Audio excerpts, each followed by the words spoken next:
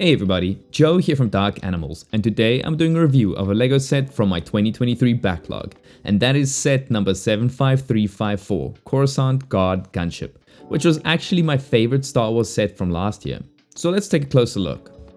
First off, this set consists of one large ship build and 5 minifigures. Looking at the gunship first, I have to say that I love this color scheme. I know a lot of people wanted the original Republic gunship in minifigure scale, but I am a massive fan of this red and white color scheme. It's bold and it stands out so well.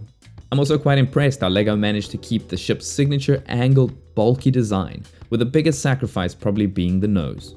Mind you, the front is not bad at all, as they've tried to include some curves, but the front is a bit too flat.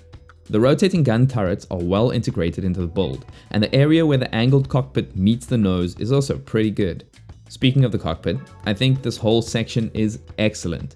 It's built as a sub-assembly and very neatly slotted into the build, with practically no gaps whatsoever. The 2 clear bubble canopies are perfect, and while the interiors are very snug, each one can comfortably seat a minifigure. And each cockpit also features this classic printed control panel. Now, I'm not a fan of LEGO giving us these small stickers, but overall I can't really complain too much as we only have 5 stickers in the whole set, with the biggest ones sitting over here on each side. The sides of the ship is made up of 2 panels, the smaller one to the front and a larger one to the back.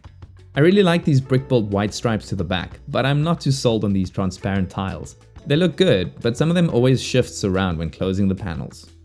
Opening up the side panels are quite simple though, and that gives us access to the very Spartan hull interior. There's a few studs to place some minifigures, but it's a little hard trying to get your hands in there. Moving on to the back of the ship, we get some very nice shaping overall. At the top, we get some cabinets for minimal storage and a basic turret mounted on a ball joint. We also get a ramp that gives us access to the interior, where you can maybe fit in a speeder if you wanted to. We also get the last little sticker here at the bottom. Before we move on to the most controversial ship design choice, let's just take a quick look at these missile tubes on top, which are well designed and quite sturdy, and the area around them flows nicely into the wings. The shape of the wings are great, and they're angled and secured perfectly thanks to these sloped pieces and Technic pins. There's some balance between exposed studs and smooth tiles on the wings to prevent it from looking too boring, but it's at the ends where we get the biggest change. Unfortunately, LEGO has swapped out the bubble turrets for some stud shooters. Personally, I would have preferred some transparent dome pieces, but that aside, I don't think their solution is too bad, and it does allow for extra playability.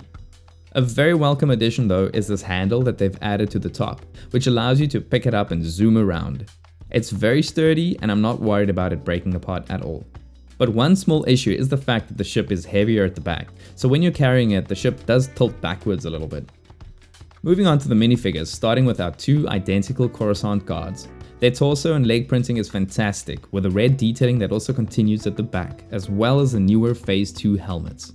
Underneath, we have some clone heads with updated skin color and appropriate facial expressions. Next up, we have my most anticipated figure, but also the weakest of the bunch, Commander Fox. His torso printing is awful, and the white chest plate is so badly printed it looks pink. And sadly, the decision to go with a printed Karma design on his legs instead of the cloth waist piece is disappointing, as the design is just not that great when compared to the source material. The printing on his helmet is also not good enough. Again, we also get the expected clone head underneath that helmet. And here we have Padme Amidala in a new outfit. I like a red jacket over that simple shirt printing. There's no length printing for this one, but that's perfectly fine, and at the back we have some subtle design to finish off the look. Her hairpiece is great, but unfortunately the face print is a bit too generic for me to be Padme. It's missing her signature beauty spot that the previous version had.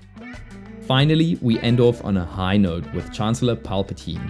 This figure looks fantastic with that red color scheme on the front and back, and the new dress piece for his legs is a great upgrade.